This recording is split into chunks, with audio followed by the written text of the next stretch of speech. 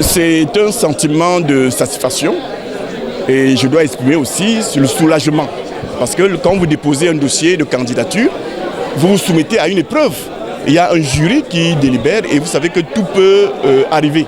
Le dossier peut être rejeté parfois parce que vous avez simplement oublié une pièce, parce que vous avez fauté dans la composition d'une pièce. Donc, lorsque vous entendez donc prononcer le nom de votre candidat, celui pour qui vous avez déposé un dossier, il y a forcément un soulagement. On a envie de dire que ce soir, on va bien dormir.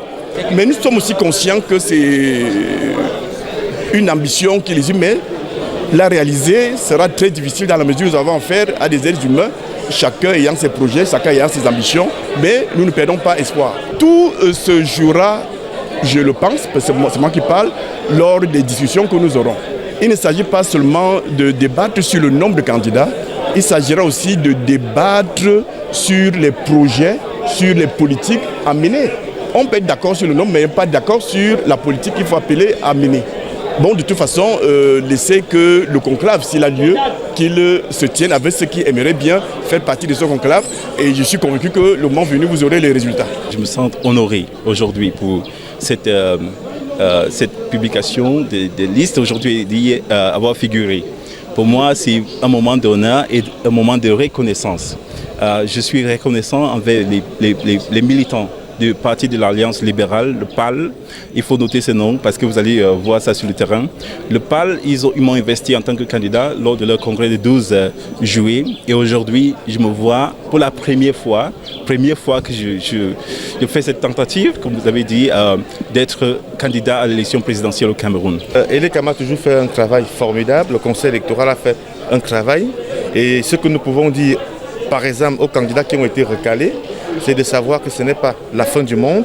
Il y a des candidats qui ont été retenus et le candidat du FDC est un candidat qui vous rassemble.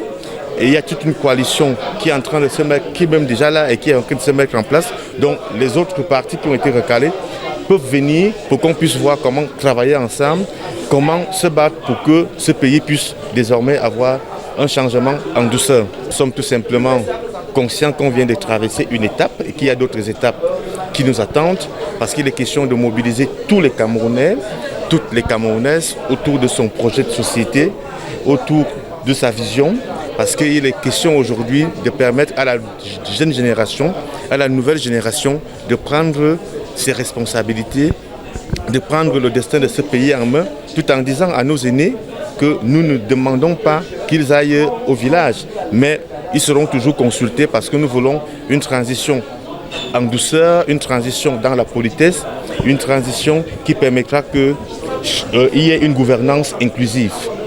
Alors, le chantier qui commence dès aujourd'hui est la poursuite d'un chantier qui a démarré depuis le départ, qui a commencé par unir les formes et construire un projet fort.